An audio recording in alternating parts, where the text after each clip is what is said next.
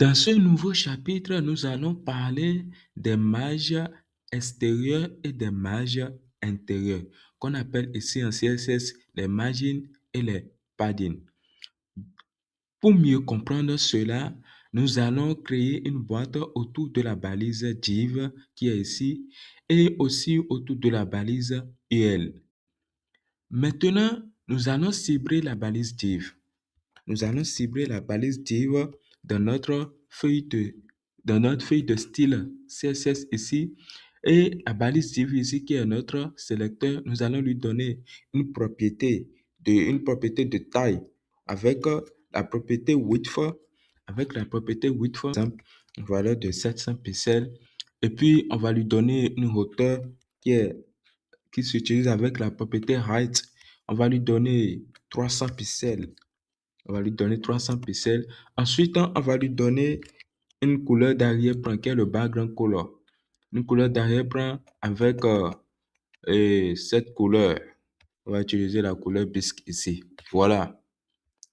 Voilà le résultat de notre propriété CSS. Maintenant, qu'est-ce que nous allons faire? Nous allons cibler aussi, la balise UL. Nous allons cibler la balise UL.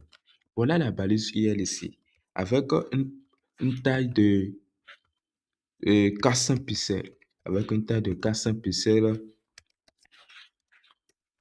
avec une hauteur de 200 pixels. On va lui donner une hauteur de 200 pixels et le background color, on va lui donner une couleur yellow. Voilà. 200 pixels. Je vais diminuer la taille ici. La taille du width de la hauteur ici. On va lui donner, par exemple, 500 pixels. Voilà, c'est bon. On va lui donner 500 pixels, c'est bon. Voilà. Voilà le résultat de notre CSS ici. Qu'est-ce que nous allons faire pour mieux comprendre les paddings et les margins? Nous allons appliquer margin. Nous allons utiliser la propriété margin. Voilà. Nous allons utiliser la marge extérieure. Maintenant, nous allons lui donner une valeur de 90 pixels.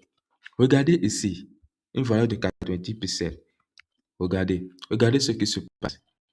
Il s'est bougé. Regardez la marge. Voilà la marge extérieure qui est ici. Le haut à droite est ici. Maintenant, la valeur 90 pixels qui est ici, ça occupe au moins 4 valeurs. Qu'est-ce que je veux dire par là? La margin simple qui est ici, ça signifie margin top, margin right, margin bottom et margin left. Pour mieux comprendre cela, je vais masquer celui-ci. Et maintenant, je vais utiliser margin, par exemple, margin top. Je vais utiliser margin top avec 40 pixels.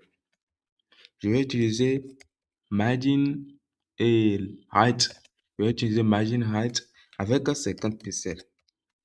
Je vais utiliser margin bottom avec 60 pixels, par exemple. Maintenant, je vais utiliser margin left avec 45 pixels. Voilà. Je vais sauvegarder cela. Regardez. J'ai déjà masqué celui-ci, hein. Regardez maintenant le contenu. Regardez. Vous voyez. Ici, margin top qui est ici, c'est ça qui est en haut ici. L'espace qui est ici. La marge extérieure. Margin right, c'est celui qui est à droite ici. Et margin bottom, c'est celui qui est en bas ici. Margin left, c'est celui qui est à gauche ici. Vous voyez, c'est ça, c'est ce qui signifie ces quatre propriétés-là. Ce sont leurs rôles, ça. Maintenant, si vous ne voulez pas utiliser ces quatre propriétés, forcément, c'est pas obligatoire, mais ça dépend de ce que vous voulez faire. On peut utiliser aussi margin simplement comme ceci. Ça veut dire qu'il va essayer d'appliquer 90 pixels. Il va essayer d'ajuster ça aux quatre côtés. Est-ce qu'on se comprend? Maintenant, au niveau de la balise UL, nous allons utiliser une syntaxe simplifiée. Regardez, je vais utiliser margin ici. Margin, la première valeur que je vais lui donner, c'est margin top. Ici, je vais lui donner une valeur de 30 pixels. valeur de 30 pixels. Margin, une valeur de 30 pixels, oui. Maintenant, je vais lui donner aussi une valeur de 20 pixels. Une valeur de 20 pixels. Ensuite, je vais lui donner une valeur de 15 pixels. Ensuite, je vais lui donner une valeur de 25 pixels. Voilà. Regardez ici.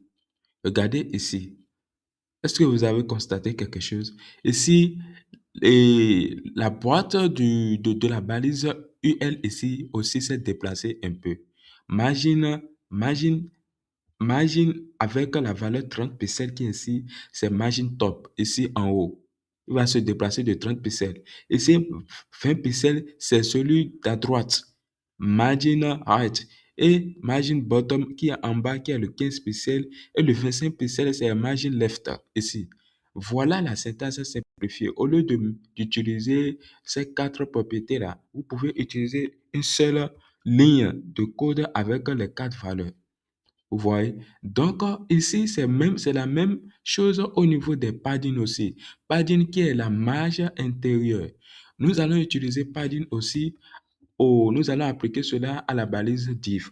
Padding, nous allons utiliser padding. Voilà, padding.